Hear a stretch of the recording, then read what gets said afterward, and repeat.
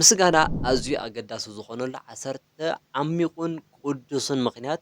እንሆ ክህበኩም እየ ማለት ሓደ ምንቅጥቃጥ ወይ ቫይብሬሽን የልዕል ካልኣይ ንሓንጎል ንኣወንታውን ዳግማይ ብገመድ ክትኣሳሰር ይገብር ሳልሳይ ንበሪ ልቢ ይኸፍት ራብዓይ ንቓንዛ ናብ ስልጣን ይቕይሮ ሓምሻይ ካብቲ እተድንቆ ዝያዳ ይስሕበልካ ሻድሻይ ኣብ ህሉብ ህሞት የስርዓካ ሻውዓይ መንፈሳዊ ምትእስሳር የደልድለልካ ሻምናይ ትሕትናን ኣኽብሮትን የማዕብለልካ ታሽዓይ ኣእምራውን ስምዒታውን ጥዕና የመሓይሽ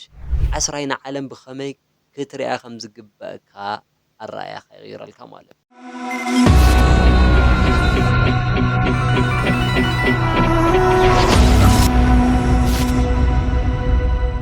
ሰላም ሰላም ከመይ ትኾኑ ዝኽበርኩም ተኸታተልተይ ተመሊሰ መፂአልኩም ኣለኹ ብመሰረት ዝኣተኽዎ ቃል ኪዳን ናይ ራብዓይ መዓልቲ ተታሒዙ ኣለኹ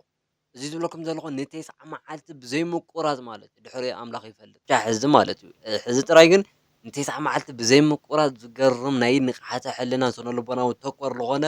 ምድላዋት ከቕርበልኩም እየ ኢለኩም ነይረ ኣብ ዝሓለፈ ያው ከምዚ ሰለስተ ምናምን ገለ ኣቕሪበ ኣለኹና ሎማዓንቲ ኣገዳስነት ምስጋና ዝብል ሒዘልኩም ክቐርብ የለ ነይረ ኣይኮነን ያው ሒዘልኩም ክቐርብ ኣለኹ ሕዚ ጀሚረ ኣለኹ ብዝኾነ ደቂ ሰባት ብጣዕሚ ሓሰውቲ ኣምሰልቲ እንዲና ንዘይኮነ ኣካል ንዘይኮነ ምናምን ገለ ክነመስግን ሓስሓስ ክንብል ንውዕል ኢና እንደገናይ ዝኣክል ንባዕልና ንፈጣርና ኣብ መዓልቲ ነመስግን ግን ሎማዓንቲ ክንፈታተሻ ኢና ዳይና ስራሕና ኣገዳስነት ምስጋና እንታይ ምስጋና ሓደ ካብቶም ክንስነፎም ንኽእል ዝለዓለ ፍሪኩንሲ ምንቅጥቃጥ እዩ ካብ ስምዒት ንላዕሊ እዩ ንኩሉ ክውንነትካ ክሰጋገር ዝኽእል መንፈሳዊ ቴክኖሎጂ ምስጋና ኣዝዩ ኣገዳሲ ዝኾነሉ ዓሰርተ ዓሚቑን ቅዱስን ምኽንያት እንሆ ክህበኩም እየ ማለት እቶም ከዓ ተቐቢልኩም ኣመስገንኩ ትኾኑሉ መንገዲ ፍጠሩ እየ ክብለኩም ሓደ ምንቅጥቃጥ ወይ ቫይብሬሽን የልዕል ካልኣይ ንሓንጎል ንኣወንታውን ዳግማይ ብገመድ ክትኣሳሰር ይገብር ሳልሳይ ንበሪ ልቢ ይኸፍት ራብዓይ ንቓንዛ ናብ ስልጣን ይቕይሮ ሓምሻይ ካብቲ እተድንቆ ዝያዳ ይስሕበልካ ሻድሻይ ኣብ ህሉብ ህሞት የስርዓካ ሻውዓይ መንፈሳዊ ምትእስሳር የደልድለልካ ሻምናይ ትሕትናን ኣኽብሮትን የማዕብለልካ ታሽዓይ ኣእምራውን ስምዒታውን ጥዕና የመሓይሽ ዓስራይ ንዓለም ብኸመይ ክትሪኣ ከም ዝግበአካ ኣረኣያኻ ይቕይረልካ ማለት እዩ ናይዚኦም 10 ጥቕምታት ምስጋና ዝርዝሮም ድማ ንርአ ሓደ ምንቅጥቃጥ ወይ ቫይብሬሽን የልዕለልካ ኢልና ኢና ምስጋና ምስ ዝበዝሕ ማለት እዩ ሓጎስን ፍቕርን ይስምዐካ እዩ ብቕፅበት ነቲ ፀዓት ዘለዎ ፍሪኩንሲ ምስ ተኣምራት ምትእስሳርን መለኮታዊ ዋሕዝን ንኽሰማማዕ ምልዓል ማለት እዩ ኣድማስ ወይ ኣካልካ ይኹን ፈጣሪ 7 ኣብ መዓልቲ ከተመስግንዎ ይግባእ እዚ ክብል ከለኹ ማለት ብፍላይ ኣካል ክብለኩም ከለኹ እዚ ኣካል እዚ ስጋ እዙይ ማለት እዩ ዓይንኻ እትዛረበሉ ዘለኹ መልሓስ እትሰምዐሉ ዘለኹ እዝኒ እቲ ፀጉረይ እቲ እግረይ እቲ ኢደይ እቲ ሳምባ እቲ ኩሊተይ ብኣጠቃላይ ማለት እዩ ብጠቕላላ ኩሉ ኣካለይ እዚ ስጋዊ ኣካል እዚ እርግማን ገይሮም ዝሓስቡ ሰባት ኣለዉ እዚ ጌጋ እዩ ብፈጣሪ ዝተዋሃበና ክቡር ዝኾነ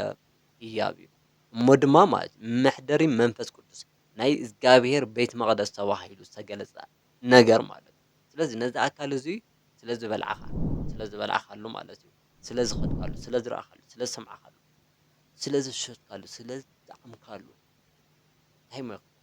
ብቻ ብዙሕ ነገር ኮ እያ ትገብረልኩም ዘለና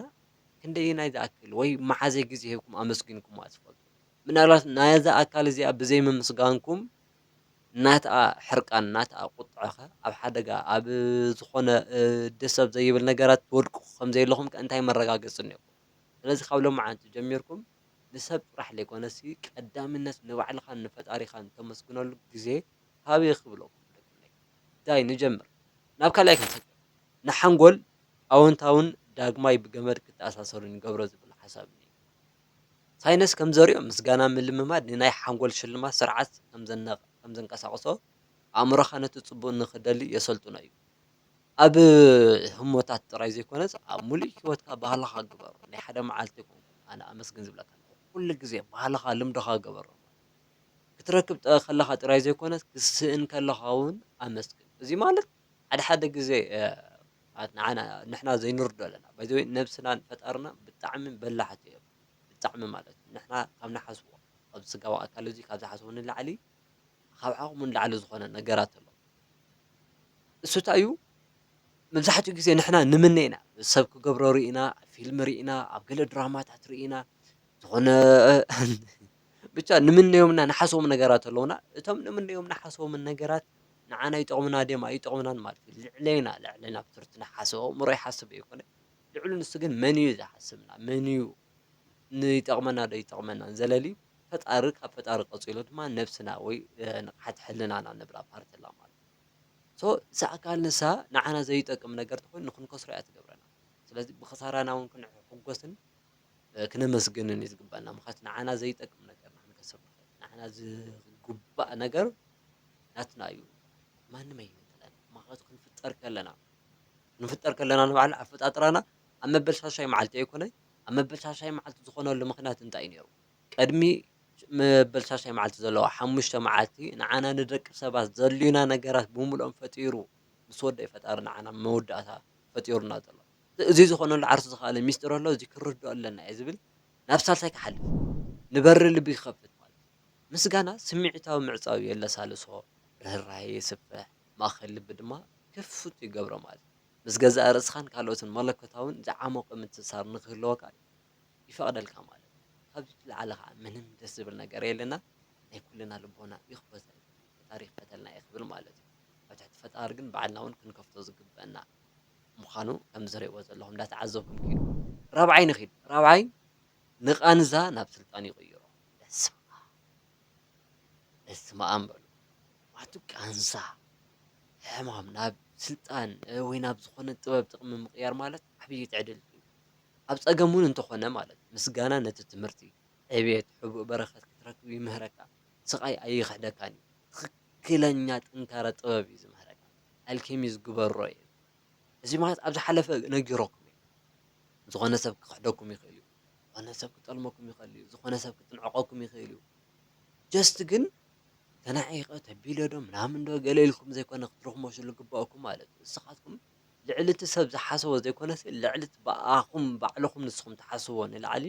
ኣብ ውሽጥኩም ብጣዕሚ ሓያል ዝኾነ ብግዜን ብምድርን ክግደብ ዘይኽእል ነበልባል ዝኾነ ጥበብ እዩ ዘለዎ ስለዚ እቲ ነበልባልነት ንሱ ኣብ ምንታይ ትቀይሮ ናብ ጥበብ ቀይርኩ ማለት እዩ ከፍ ክትብልሉ እየ ዝደለየኩም ማለት ክበሉ ደቅነይ ኩላትና ከፍ ንብለሉ ዘመን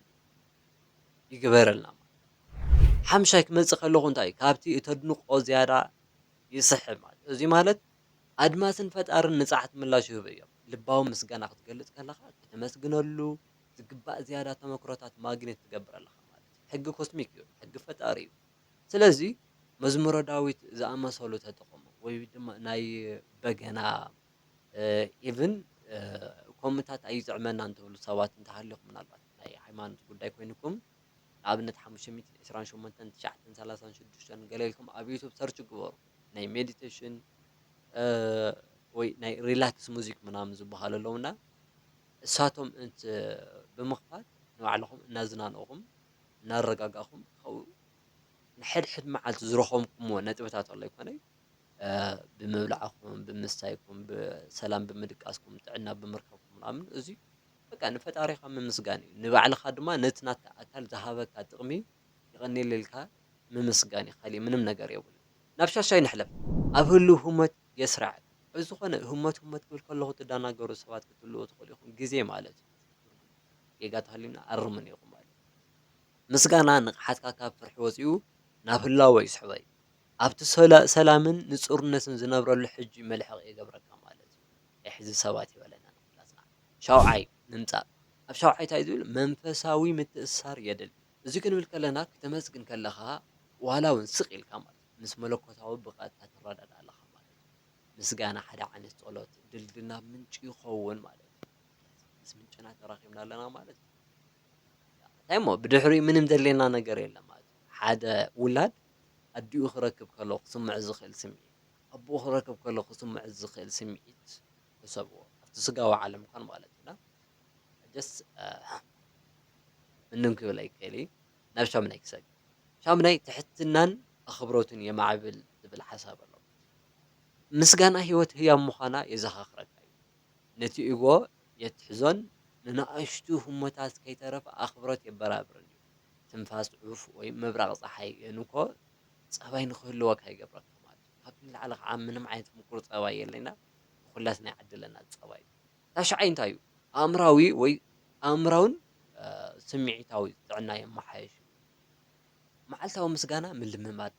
ማለት ንጭንቀትን ተርባፅን ፀቕጥን ከም ዘጉድል ተረጋጊፁ እዩ። ንኣረኣያኻ ካብ ስእነት ናብ ፍቕሪ ቀስ ኢሉ የሰጋግሮ ኣሎ ማለት ኢና። እዚ እውን ብተደጋጋሚ ያው ኣብ ኩላትና ዘጋጥም ችግር ስለ ዝኾነ ክትጥቀሙሉ ተስፋ ይገብረኩም ማለት እዩ። ዓስራይ ናይ መወዳእታ ንዓለም ብኸመይ ትሪኣ ይቕይር። ምስጋና ጽቡቕ ስምዒት ጥራይ ኣይገብርን እዩ ዝሓሸ ክትሪኦ እዩ ዝገብረካ። ሃንደበት ተራ ነገር ቅዱስ ይኸውን፣ ህይወት ድማ ህያው ተኣምር ትኸውን ማለት እዩ። ብሓፂሩ ምስጋና ኣብ ህይወትካን ኣብ ከባቢኻን ዘሎ ኩሉ ሰብን ብኸመይ ክጸልዎ ከም ዝኽእል ልቢ ኢልካ ኣመስጋንዎ። ኣመስጋኒ ማሕበረሰብ ንፍጠር ማለት እዩ። በይንኻ ፀሪኻ እውን ትርጉም ስለ ዘይብሉ ኩላትና ኣመስገንቲ ንኾነሉ መንገዲ ነፍጥር። ድማ ሎማዓንቲ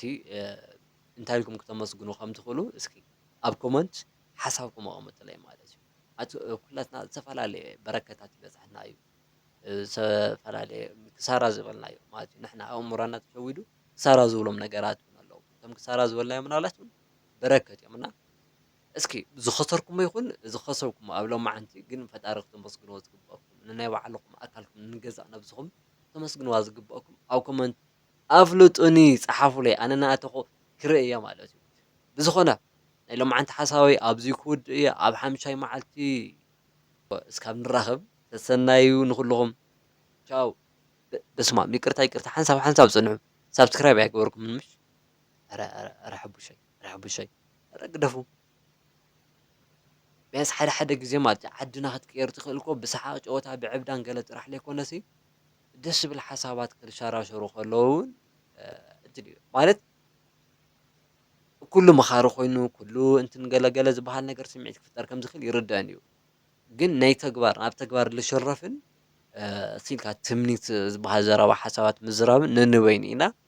ሂወት ዝህብ ሓሳባት ክመፁ ከለዉ ዕብዮ ቢያንስ